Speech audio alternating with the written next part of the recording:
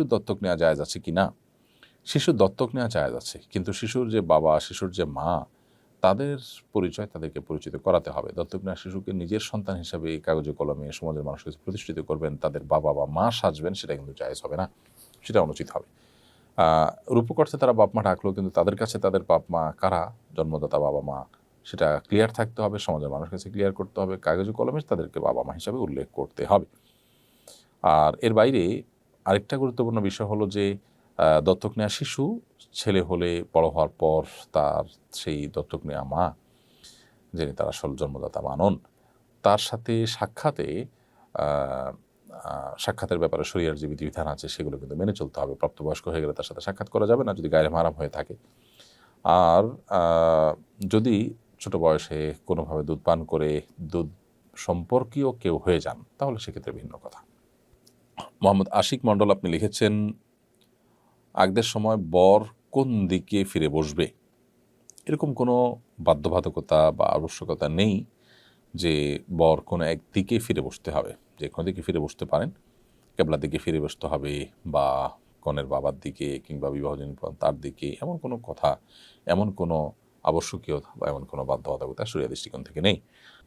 সামিউল আলম আকাশ আপনি লিখেছেন, আমি ইনশাআল্লাহ 1 তারিখে কন্যা সন্তানের বাবা হব, আকিকার নিয়ম বলবেন, 7ম দিনের আগে আকিকা করা যাবে কিনা সেটাও বলবেন।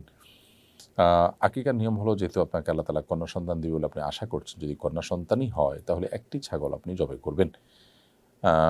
একটি ছাগল জবাই করার ক্ষেত্রে আপনি লক্ষ্য রাখবেন যে এটি 7ম দিনে হবে আকিকা।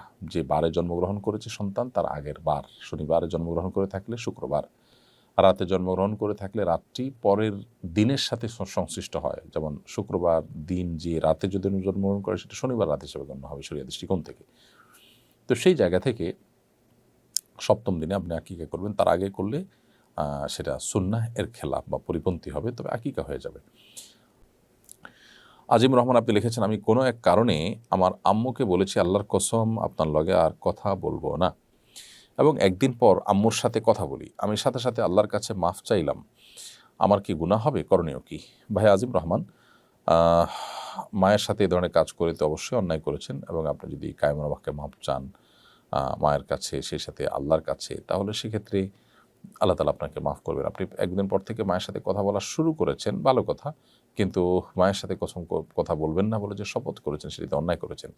সেই জন্য আপনি মায়ের কাছে দুঃখ প্রকাশ করে তার মনের সন্তুষ্টি আদায় করে নেবেন, তিনি যেন মন থেকে আপনাকে মাফ করে দেয়। পাশাপাশি আল্লাহ তার কাছে মাফ চাইবেন, ইনশাআল্লাহ আল্লাহ তাআলা ক্ষমাশীল, মাফ করবেন।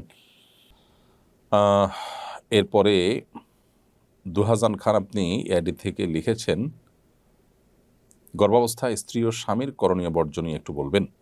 আমার স্বামী নামাজ পড়ে, তবে ইসলাম সম্পর্কে বিশদ কোনো ধারণা নেই, তার হেদায়েতের দোয়া করবেন, আমাদের অনাগত সন্তানের জন্য দোয়া করবেন।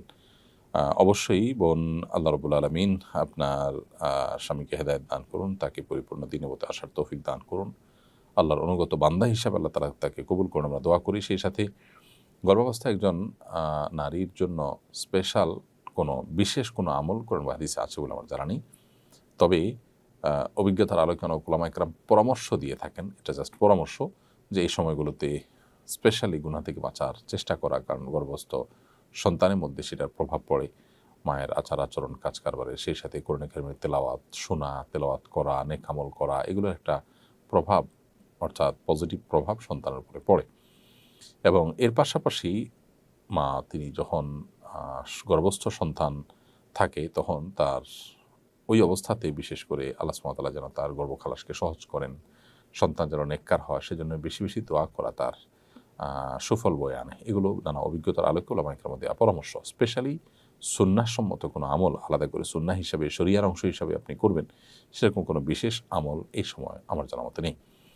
তবে অনাগত সন্তানের জন্য দোয়ার বিষয়টা এর আগেও করবেন, পরেও করবেন।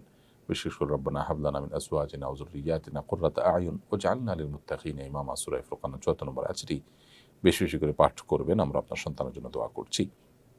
শাশুড়ি নামাজ পড়েন না, টিভিতে প্রচুর পরিমাণে আসক্ত, সমাজে প্রচলিত কুসংস্কার প্রচুর পরিমাণে মেনে চলেন, আমাদেরও তা মেনে চলতে বলেন, না মানলে রাগ করেন, আমাদের করণীয় কি? তিনি রাগ করলেও অন্যায় কাজে তো আপনি তার অনুসরণ করবেন না, বরং তাকে বোঝানোর চেষ্টা করবেন এবং মুরব্বী হিসাবে তার প্রতি শ্রদ্ধারও কোনো ঘাটতি থাকবে না, ব্যবহারও খারাপ করা যাবে